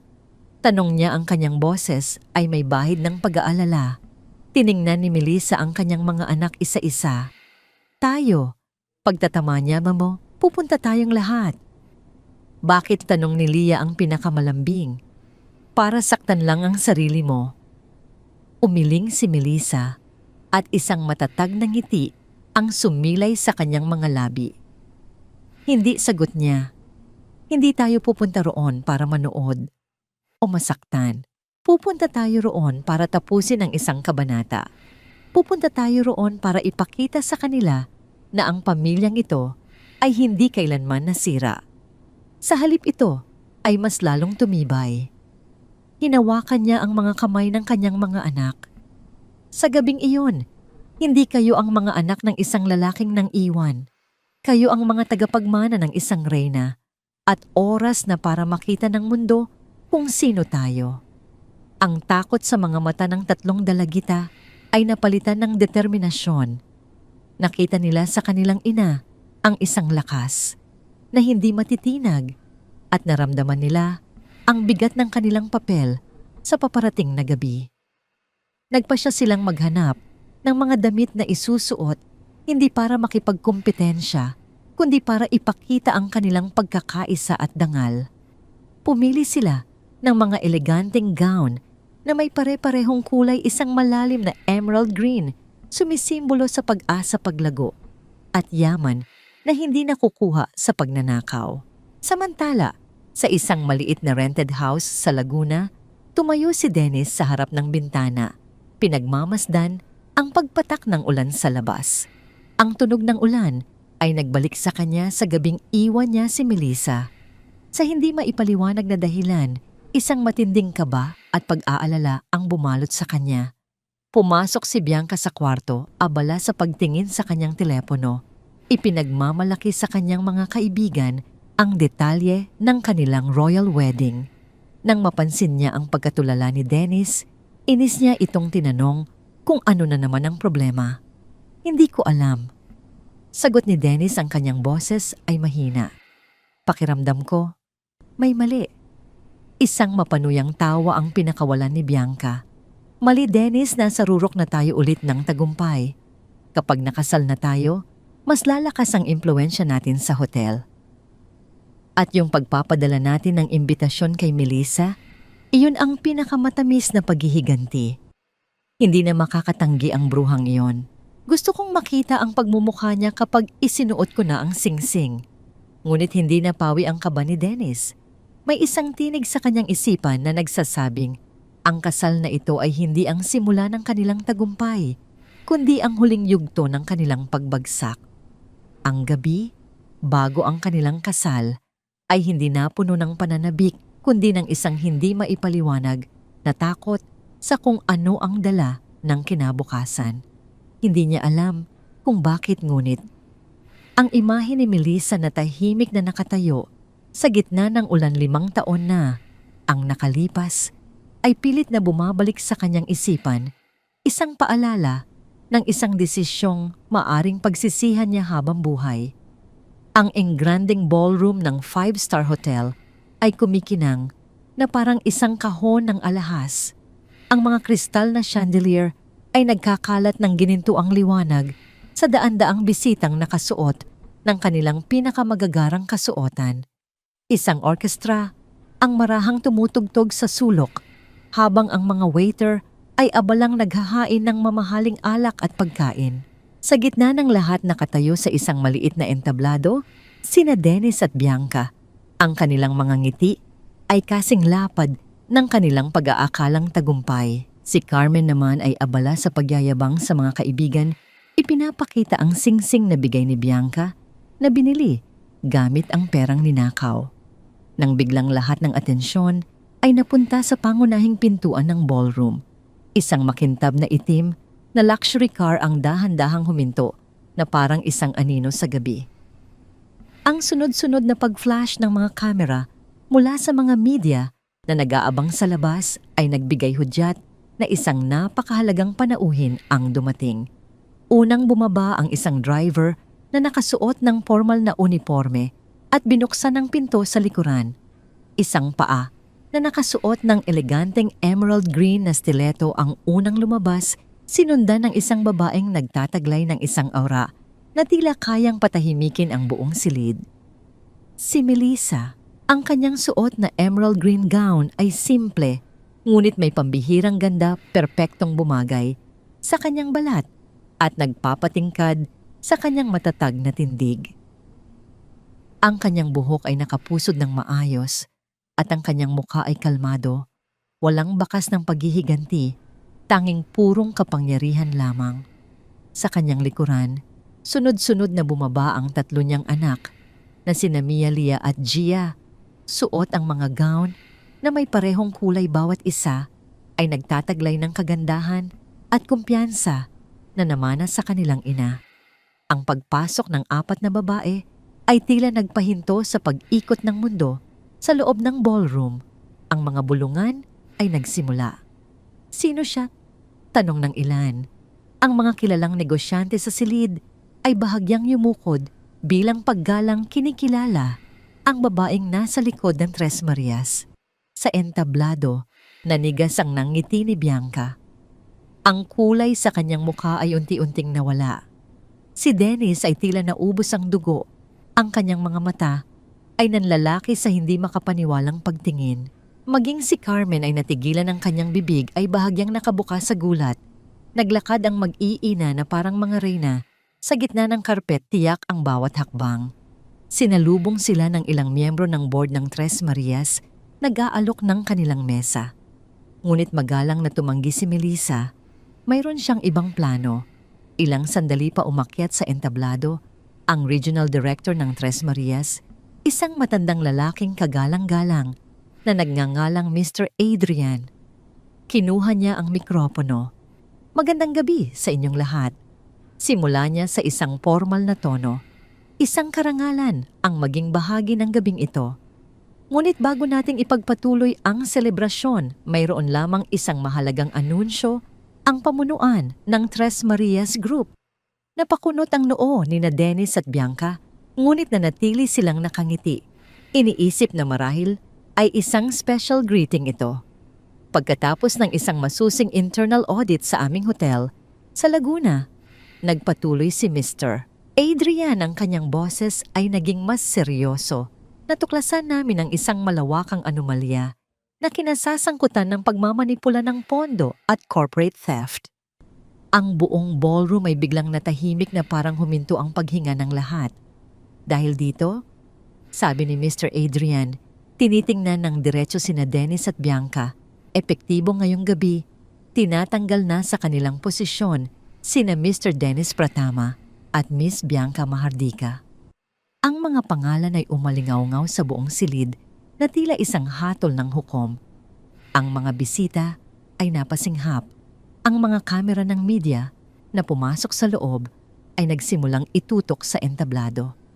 Ang desisyong ito, idinagdag ni Mr. Adrian habang ibinabaling ang kanyang tingin sa direksyon ni Melissa, ay nagmula mismo sa ating founder at CEO na naririto ngayong gabi upang personal na pangasiwaan ng lahat.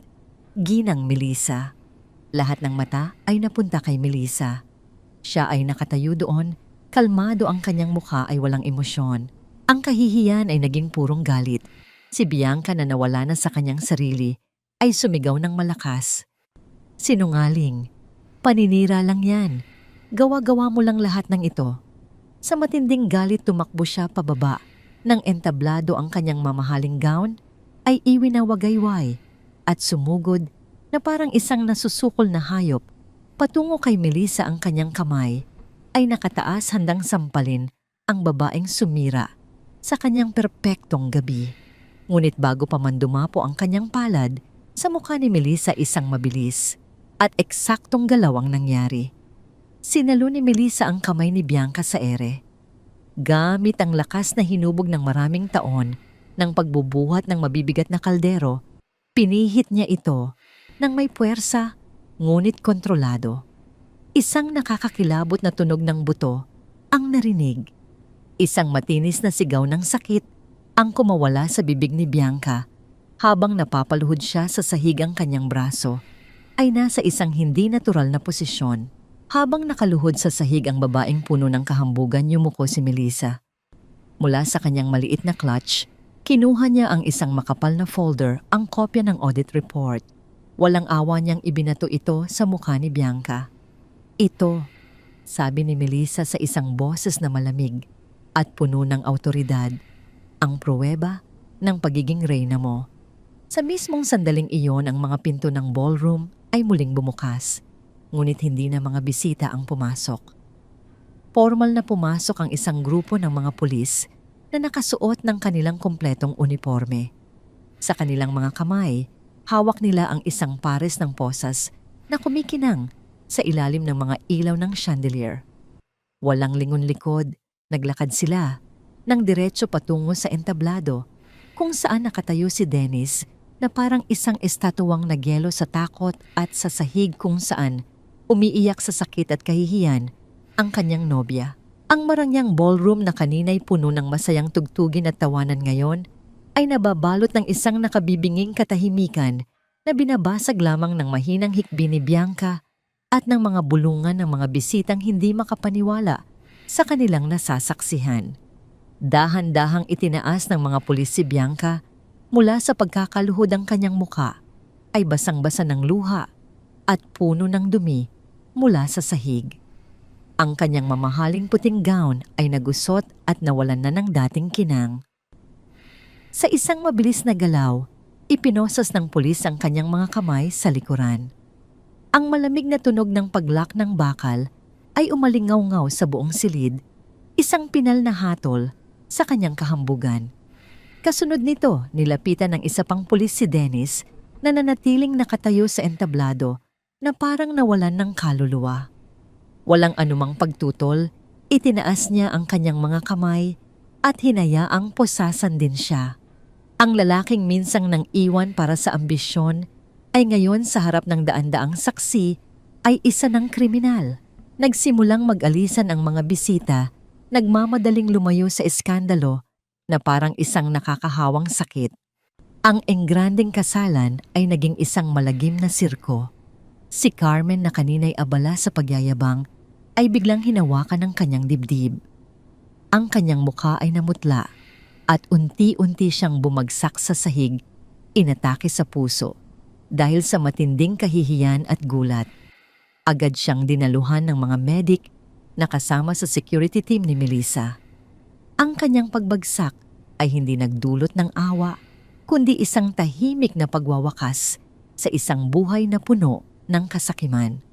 Habang hinihila palabas ng mga pulis ang magkasintahan, napadaan sila sa harapan ni Melissa.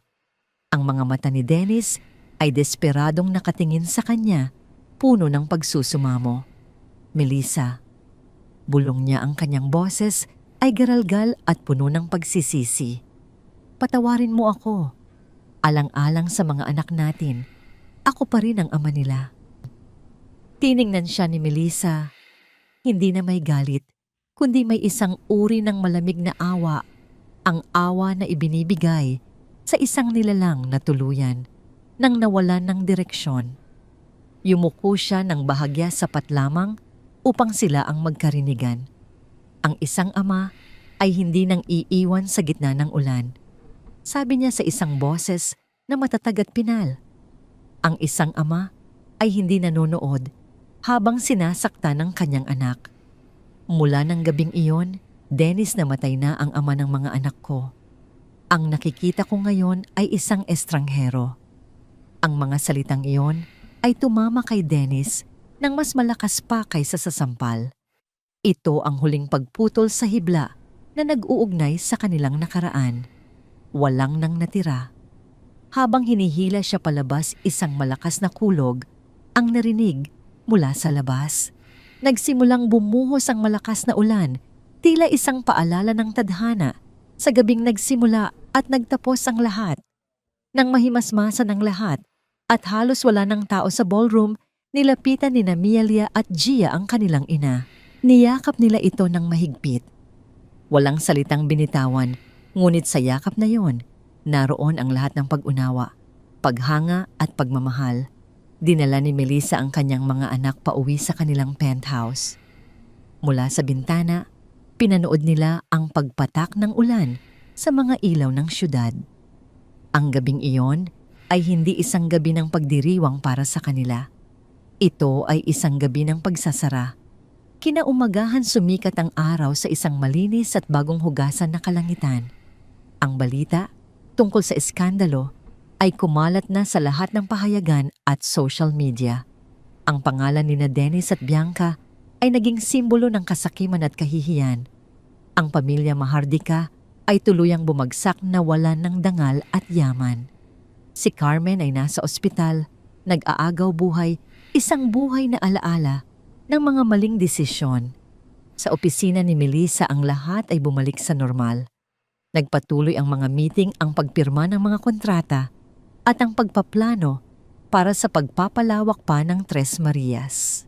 Walang sino man sa kanyang mga empleyado ang naglakas loob na pag-usapan ang nangyari. Ang kanilang respeto sa kanilang CEO ay mas lalong lumalim. Sa huling eksena sa isang tahimik na gabi, nakaupo si Melissa sa balkonahe ng kanyang penthouse, hawak ang isang mainit na tasa ng tsa.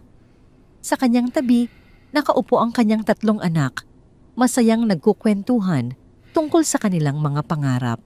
Si Mia ay gustong maging abogado, si Leah ay isang artist, at si Gia ay isang chef tulad niya. Tumingin si Melissa sa malawak na syudad na kumikinang sa ibaba. Ang paghihiganti ay tapos na. Ngunit natutunan niya na ang tunay na tagumpay ay hindi ang pagbagsak ng iyong mga kaaway. Ang tunay na tagumpay ay ang kapayapaan na iyong nararamdaman pagkatapos ng bagyo. Ito ang kakayahang magpatuloy hindi dahil sa galit, kundi dahil sa pagmamahal sa mga taong naiwan sa iyong tabi. Ang paghihiganti ay natapos, ngunit ang kanilang buhay ay ngayon pa lamang tunay na nagsisimula. Ang babaeng minsang iniwan sa ulan ay hindi lamang nakahanap ng silong. Nagtayo siya ng sarili niyang palasyo sa ilalim ng araw. At sa bawat bagong umaga, ang liwanag ay mas nagiging maningning. 6 na buwan na ang lumipas mula ng gabing gumuho ang mundo ni Dennis at Bianca sa gitna ng engrandeng ballroom. Ang ingay ng iskandalo ay unti-unti nang nabaon sa limot ng publiko at ang pangalan ng pamilya ni Melissa ay nagniningning na ngayon sa mundo ng negosyo. Ang Tres Marias Group ay naging simbolo ng katatagan at tagumpay at ang kanilang penthouse sa Bonifacio Global City ay naging isang santuwaryo ng katahimikan at pagmamahalan. Ngunit sa kabila ng marangyang buhay, ang mga pilat ng nakaraan ay hindi basta-basta nawawala. Isang hapon, habang abala ang lahat sa kani-kanilang mga gawain, isang manipis at tila maruming sobre ang iniwan sa kanilang lobby. Walang mamahaling tatak, walang pabango at gawa lamang sa murang papel na karaniwang makikita sa mga tindahan sa kanto. Ang nakasulat na address ng nagpadala ay nagmula sa National Bilibid Prison sa Muntinlupa. Si Leah ang pangalawa sa magkakapatid at ang may pinakamalambot na puso ang nakakuha ng sulat. Isang kakaibang kaba ang bumalot sa kanyang dibdib nang makita ang pamilyar na sulat kamay ng kanyang ama. Sa halip na ipakita ito agad, dinala niya ito sa kanyang silid at doon ay dahan-dahang binuksan. Ang liham ay hindi naglalaman ng mga hiling para sa pera o tulong legal. Sa halip puno ito ng mga salitang naglalarawan ng matinding pagsisisi. Isinulat doon ni Dennis ang kanyang mga dusa sa loob ng selda ang bawat gabing hindi siya makatulog dahil sa alaala ng kanyang mga anak na umiiyak sa gitna ng ulan. Ang tanging pakiusap niya ay isang pagkakataon, 15 minuto lamang upang makaharap ang kanyang mga anak at makahingi ng tawad ng personal bago siya tuluyang mabulok sa bilangguan. Dahil sa labis na kalituhan at awa, hindi napigilan ni Leah na maiyak. Ang kanyang puso ay nahahati sa pagitan ng galit sa ginawa ng kanyang ama at ang likas na pagmamahal ng isang anak. Dahil sa bigat ng nararamdaman, nagpasya siyang pumunta sa silid ng kanyang ate Mia upang humingi ng payo. Si Mia ay nakaupo sa kanyang study table, seryosong nagbabasa ng kanyang mga aralin sa batas. Nang pumasok si Leah, namugto ang mga mata at hawak ang liham agad na kumunot ang noo ng panganay. Walang pasubaling kinuha ni Mia ang papel at binasa ito. Isang matalim na titig ang ibinigay ni Mia sa kanyang kapatid.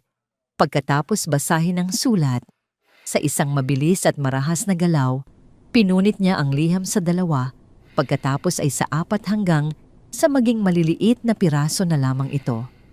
Ang kanyang mga mata ay nag-aapoy sa galit. Sa isang boses na nanginginig sa puot, tinanong ni Mia si Leah kung nakalimutan na ba nito ang lahat. Ipinaalala niya ang bawat gabing wala silang makain ang bawat pasong natamo ng kanilang ina sa kusina at ang sandaling itinulak sila ng kanilang sariling ama patungo sa maputik na kalsada. Sinabi ni Mia na ang liham na yon ay hindi pagsisisi, kundi isang paraan lamang upang muling sirain ang kapayapaang tinatamasa nila ngayon. Ngunit hindi sumuko si Leah. Sa gitna ng kanyang paghikbi, sinabi niya na baka ito na ang pagkakataon upang tuluyan silang makalaya sa galit. Sinabi niya na ang pagdadala ng puot ay tila isang mabigat na pasanin na unti-unting dumudurog sa kanila at ang pakikipag-usap sa kanilang ama ay maaring maging susi sa kanilang tunay na paghilom. Ang kanilang pagtatalo ay uminit. Ang boses ni Mia ay tumaas ng tumaas habang inilalabas niya ang lahat ng kinikimkim na pait sa loob ng 5 taon. Ang kanilang mga sigaw ay umalingaw-ngaw sa buong penthouse na naging dahilan upang magising ang bunsong si Gia. Pumasok si Gia sa silid, ang kanyang mukha ay puno ng takot habang nakatingin sa kanyang 2 kapatid na nag-aaway nang dahil sa mga piraso ng papel sa sahig. Ang bata ay nagsimulang umiyak nang malakas, hindi maintindihan kung bakit ang kanilang masayang tahanan ay biglang naging isang lugar ng kaguluhan. Sa gitna ng tensyon, bumukas ang pinto ng silid ng malakas. Nakatayo roon si Melissa, ang kanyang anyo ay puno ng awtoridad at pag-aalala. Ang kanyang mga mata ay mabilis na lumipat mula sa umiiyak na si Gia, sa galit na si Mia at sa nagmamakaawang si Leah. Hindi na kailangang magsalita ang mga anak. Ang paningin ni Melissa ay napunta sa mga pira-pirasong papel sa sahig. Dahan-dahan siyang lumapit at pinulot ang isang bahagi ng sulat. Malinaw na nakasulat doon ang salitang patawarin na sinundan ng isang pamilyar na lagda na minsan niyang minahal at kinamuhian. Isang malalim na katahimikan ang bumalot sa silid. Ang tanging naririnig na lamang ay ang malakas na paghinga ni Mia at ang mahinang paghikbi ni Lia at Gia. Tumingin si Melissa sa kanyang 3 anak. Ang kanyang puso ay nadudurog sa pagkakita na pagkatapos ng lahat ng kanyang sakripisyo upang protektahan sila, ang multo ng kanilang ama ay nagawa pa ring pasukin ang kanilang pamilya. Hawak ang pira-pirasong papel, tumayo si Melissa ng tuwid. Ang kanyang mukha ay walang emosyon, ngunit ang kanyang mga mata ay nagpapakita ng isang matinding laban sa loob ng kanyang isipan. Alam niyang ang sandaling ito ay hindi na tungkol sa paghihiganti, kundi tungkol sa kung paano niya pananatilihing buo ang kanyang mga anak sa harap ng isang napakahirap na pagsubok. Ang malawak na sala ng penthouse ay nababalot ng isang uri ng katahimikan na mas mabigat pa sa anumang unos na kanilang hinarap.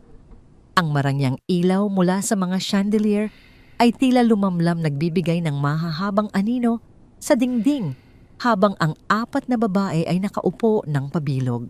Sa gitna ng mesa, maingat na inilatag ni Melissa ang mga pinagdugtong-dugtong na piraso ng liham mula sa bilangguan. Tiningnan ni Melissa ang kanyang 3 anak. Ang kanilang mga mukha na kadalasan ay puno ng sigla at talino ay ngayon ay nababakas ng matinding kalituhan at lamat ng nakaraan. Si Mia ay nakaupo ng tuwid, ang kanyang mga panga ay mahigpit na nakakuyom at ang kanyang mga mata ay nananatiling nakapako sa bintana, pilit na iniiwasan ng papel sa mesa. Si Lia ay nakayuko, ang kanyang mga daliri ay naglalaro sa laylayan ng kanyang damit habang ang bawat paghinga niya ay may kasamang mahinang panginginig. Si Gia, ang bunso, ay nakasandal. Sa balikat ni Lia, ang kanyang mga mata ay malaki at puno ng tanong. Huminga ng malalim si Melissa. Ang kanyang boses nang magsimula siyang magsalita ay hindi ang boses ng isang matigas na CEO, kundi ang boses ng isang inang dumaan sa apoy upang iligtas ang kanyang mga supling. Sinabi niya sa kanyang mga anak na sa loob ng 5 taon, ginawa niya ang lahat upang protektahan sila mula sa sakit. Nakipaglaban siya, nagtayo ng imperyo at nanindigan upang hindi na sila muling maliitin ng sinuman. Ngunit napagtanto niya na may isang bagay na hindi niya kayang gawin para sa kanila, ang pakikipaglaban sa mga emosyong nasa loob ng kanilang sariling mga puso. Lumingon si Mia, ang galit sa kanyang mga mata ay tila naging apoy. Sa isang boses na matigas at walang bahid ang pag-aalinlangan, tinanong niya ang kanyang ina kung bakit kailangan pa nilang pag-usapan ang isang taong itinapon na sila sa basura. Para kay Mia, ang liham na yon ay isang insulto sa lahat ng sakripisyo ni Melissa. Binigyang diin niya na ang kanilang ama ay namatay na sa gabing iniwan sila nito sa kalsada at ang lalaking nasa bilangguan ngayon ay isang estranghero na naghahanap lamang ng paraan upang pag-aani ng sarili nitong konsensya. Hinawakan ni Melissa ang kamay ni Mia, ang kanyang haplos ay malambot ngunit matatag. Ipinaliwanag niya na ang pagpapatawad ay madalas na napagkakamalang isang regalo para sa taong nagkasala. Ngunit sa katotohanan, ang pagpapatawad ay isang regalo para sa sarili. Sinabi niya na hanggat may galit sa puso ni Mia ang kanyang ama, ay mananatiling may kapangyarihan sa kanya, isang kapangyarihang saktan siya kahit nasa likod na ito ng mga rehas. Bumaling si Melissa kay Lia na ngayon ay tahimik na lumuluha. Itinanong niya sa kanyang pangalawang anak kung ano ang nararamdaman nito. Sa isang boses na halos pabulong, inamin ni Lia na gusto niyang makita ang kanilang ama. Hindi dahil gusto niyang ibalik ang lahat sa dati, kundi dahil gusto niyang malaman kung bakit. Gusto niyang makita ang mga mata ng lalaking naging dahilan ng kanyang mga bangungot upang mapatunayan sa sarili niya na hindi na siya ang maliit at takot na batang babae noon. Dito naganap ang isang matinding sagupaan ng pananaw. Muling sumabat si Mia, sinabing ang pagpunta sa bilangguan ay parang pagtanggap na may halaga pa rin ang presensya ng kanilang ama sa kanilang buhay. Ayon sa kanya, ang oras na ilalaan nila para rito ay oras na ninakaw muli mula sa kanilang katahimikan. Sa bawat salita ni Mia, mararamdaman ang bigat ng kanyang paninindigan bilang panganay na pilit na nagiging matatag para sa kanyang mga kapatid. Huminga ng malalim si Melissa at tumayo. Naglakad siya patungo sa bintana, pinagmamasdan ang mga ilaw ng syudad na tila maliliit na bituing nakakalat sa lupa. Sa isang mahinahon, ngunit seryosong tono, sinabi niya ang isang katotohanang hindi pa niya kailanman na ibubunyag ng ganito kalalim. Inamin niya na sa loob ng maraming taon ang kanyang galit ang nagsilbing gasolina upang itayo ang lahat ng nakikita nila ngayon. Ang bawat tagumpay niya ay may kasamang alaala ng pagtataksil ni Dennis.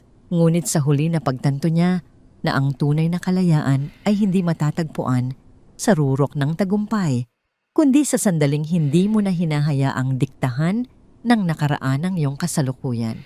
Humarap si Melissa sa kanyang mga anak, ang kanyang mga mata ay nagniningning sa ilalim ng ilaw ng sala. Mariing sinabi niya na siya mismo ay hindi sasama. Para sa kanya ang pintuan ay matagal na niyang isinara at ang kandado ay itinapon na niya sa dagat ng limot. Wala na siyang kailangang marinig mula kay Dennis dahil ang kanyang tagumpay at ang kanyang mga anak ang pinakamalinaw na sagot sa lahat ng ginawa nito. Gayunpaman, binigyang diin niya na ang kanyang mga anak ay may kani-kaniyang susi sa sarili nilang mga pinto. Sinabi niya na hindi niya sila pipigilan kung pipiliin nilang pumunta at hindi niya rin sila pipilitin kung mas pipiliin nilang manatili. Ang mahalaga ay ang desisyong gagawin nila ay magmumula sa sarili nilang kagustuhan para sa kanilang sariling kapayapaan, hindi dahil sa utos o takot. Tumingin si Melissa kay Gia, ang bunso, na kanina patahimik na nakikinig. Tinanong niya ito kung ano ang nasa isip nito. Sa isang boses na may halong pag-aalangan, sinabi ni Gia na ayaw niyang pumunta ng mag-isa. Ngunit kung sasama ang kanyang mga ate, gusto rin niyang makita ang mukha ng taong naging dahilan kung bakit kailangang magpakapagod ng kanilang ina ng labis-labis. Gusto niyang ipakita rito na maayos sila at ang pag-alis nito ay hindi nakasira sa kanila kundi mas nagpatibay pa. Nabalot muli ng katahimikan ang silid, ngunit sa pagkakataong ito, ang katahimikan ay hindi na puno ng tensyon kundi ng malalim na pag-iisip. Nagkatinginan ang tatlong magkakapatid. Sa mga mata ni Mia unti-unting lumambot ang tigas ng kanyang paninindigan nang makita ang pagsusumamo sa mga mata ni Lia at Gia. Napagtanto niya na ang pagiging matatag ay hindi lamang tungkol sa pagtanggi, kundi tungkol din sa pagsuporta sa kanyang mga kapatid sa kanilang paglalakbay tungo sa paghilom. Dahan-dahang tumayo si Mia at lumapit kay Lia, hinawakan ang kamay nito ng mahigpit. Walang imik na tumango si Mia, isang senyales na kahit labag sa kanyang loob, sasamahan niya ang kanyang mga kapatid sa huling paghaharap na ito. Tumingin si Melissa sa kanyang tatlong anak, ang kanyang puso ay nag-uumapaw sa pagmamalaki. Nakita niya ang paglago ng kanilang pagkatao sa harap ng kanyang mga mata. Hindi na sila ang mga batang umiiyak sa gilid ng kalsada. Sila ay mga babaeng handang harapin ang katotohanan ng may dangal. Habang naghahanda ang magkakapatid para sa kanilang pagtulog, nanatili si Melissa sa sala, tinitingnan ang pira-pirasong liham sa mesa. Isang huling buntong hininga ang kanyang pinakawalan. Alam niyang ang susunod na hakbang ng kanyang mga anak ay magiging mahirap. Ngunit ito ang huling aral na kailangan nilang matutunan upang maging ganap na malaya. Ang gabi ay lumalim dala ang pangako ng isang paghaharap na tuluyang magpuputol sa mga tanikala ng nakaraan. Ang sikat ng araw ay marahang sumisilip sa pagitan ng mga matatayog na gusali ng syudad, nagbibigay ng isang mapayapang liwanag na tila humuhugas sa bawat sulok ng nakaraan. Isang linggo na ang lumipas mula ng gabing mag-usap ang apat na babae sa loob ng kanilang tahanan. Sa araw na ito, ang huling hibla ng kanilang nakaraan ay tuluyan ng mapuputol. sa loob ng isang malamig at kulay abong silid sa National Bilibid Prison. Nakaupo sina Mia at Gia sa likod ng isang makapal na salamin. Ang amoy ng luma at saradong espasyo ay malayo sa halimuyak ng kanilang penthouse, ngunit wala sa kanila ang nagpakita ng pandidiri. Ang bawat isa ay nakaupo ng tuwid suot. Ang kanilang pinakaeleganteng kasuotan, isang huling pagpapakita ng kanilang narating na antas sa buhay. Bumukas ang mabigat na pintuang bakal at iniluwan nito ang isang lalaking halos hindi na nila makilala. Si Dennis ay isang anino na lamang ng kanyang dating sarili. Ang kanyang buhok ay halos puti, na lahat ang kanyang balat ay maputla at tuyot, at ang kanyang mga balikat ay nakayuko sa bigat ng 5 taong pagsisisi. Nang makita niya ang kanyang 3 anak, ang kanyang mga mata ay nagniningning sa luha at ang kanyang bibig ay nanginig, ngunit walang boses na lumabas. Kinuha ni Dennis ang telepono sa kabila ng salamin. Si Mia, bilang panganay, ang unang humawak sa telepono sa kabilang panig. Hindi nagsimula si Dennis sa mga hiling. Sa halip sa loob ng 15 minuto, ibinuhos niya ang lahat ng kanyang dusa. Kinuwento niya kung paano siya ginawang alipin ng pamilya ni Bianca, kung paano siya pinagtatawanan sa kanyang likuran, at kung paano niya napanaginipan gabi-gabi ang munting karinderya ni na Melissa, kung saan siya ay dating tunay na malaya at minahal. Humingi siya ng patawad, hindi dahil inaasahan niyang tatanggapin ito, kundi dahil ito na lamang ang tanging bagay na nagpapanatili sa kanya sa tamang pag-iisip. Nakinig ang 3 magkakapatid. Walang iyak, walang sigaw. Nang matapos si Dennis, si Mia ang huling nagsalita para sa kanilang lahat. Ang kanyang boses ay malamig, ngunit hindi na ito puno ng puot. Ito ay boses ng isang taong tuluyan ng nakalaya. Sinabi niya na hindi sila naparito upang bigyan ito ng kapatawarang magpapagaan sa konsensya nito. Naparito sila upang ipakita rito na sila ay buo masaya at hindi kailanman nasira ng kanyang pag-alis. Sinabi ni Mia na ang kanilang pagbisita ay hindi para rito, kundi para sa kanilang sarili, isang huling paalam sa nakaraang kailangan na nilang bitawan. Ibinaba ni Mia ang telepono, tumayo ang 3 magkakapatid at sabay-sabay na tumalikod, hindi na muling lumingon sa lalaking patuloy na humihikbi sa likod ng salamin. Sa bawat hakbang nila palabas ng bilangguan, naramdaman nila ang unti-unting paggaan ng kanilang mga dibdib. Ang multo ay tuluyan ng naglaho. Sa kabilang panig ng syudad sa loob ng isang tahimik na silid sa ospital, nakatayo si Melissa sa tabi ng higaan ni Don Francisco. Ang matanda ay mahina na, ang paghinga, ngunit ang kanyang mga mata ay nananatiling matalas habang nakatitig sa babaeng itinuring niyang sariling anak. Sa kanyang huling mga sandali, hinawakan ni Don Francisco ang kamay ni Melissa. Ibinunyag niya ang isang lihim na matagal na niyang itinatago. Ang kanyang sariling asawa ay biktima rin ng matinding pagtataksil noon at sa kanyang kahinaan, bilang isang lalaki, hindi niya ito nagawang protektahan. Ang pagtulong niya kay Melissa ay ang kanyang paraan ng paghingi ng tawad sa sarili niyang nakaraan. Inabot niya ang isang selyadong dokumento kay Melissa, ang Tres Marias Foundation. Inatasan ni Don Francisco si Melissa na gamitin ang bahagi ng yaman ng kumpanya upang magtayo ng isang pundasyon na tutulong sa mga inang mag-isa ang mga babaeng itinapon sa putikan upang bigyan sila ng sandata, edukasyon at puhunan upang makatayo muli. Huwag mong hayaang matapos sa iyo ang apoy na ito, Melissa. Bulong ng matanda bago tuluyang ipikit ang kanyang mga mata. Gawin mo itong liwanag para sa iba. Pagkalipas ng ilang buwan sa gitna ng isang marangyang pagtitipon, muling tumayo si Melissa sa ibabaw ng entablado. Ngunit hindi ito sa isang ballroom ng hotel, kundi sa harap ng bagong gusali ng Tres Marias Foundation. Kasama niya ang kanyang 3 anak na ngayon ay aktibong bahagi na ng operasyon ng kumpanya at ng pundasyon. Humarap si Melissa sa mga mamamahayag at sa mga kababaihang tinutulungan ng pundasyon. Sa kanyang talumpati, hindi niya binanggit ang mga pangalanan ng mga nanakit sa kanya. Sa halip binigyang diin niya ang kahalagahan ng integridad at pagbangon. Sinabi niya na ang tunay na lakas ay hindi nasusukat sa laki ng iyong kinita o sa taas ng iyong posisyon. Ang tunay na lakas ay ang kakayahang kunin ang bawat piraso ng iyong pagkawasak at gamitin ito upang bumuo ng isang bagay na mas maganda at mas matibay. Idiniin niya na ang paghihiganti ay panandalian lamang, ngunit ang pag-iwan ng isang pamana ng pag-asa ang tunay na tagumpay na hindi kailanman mabubura. Nang matapos ang programa, naglakad ang 4 na babae patungo sa labas ng gusali.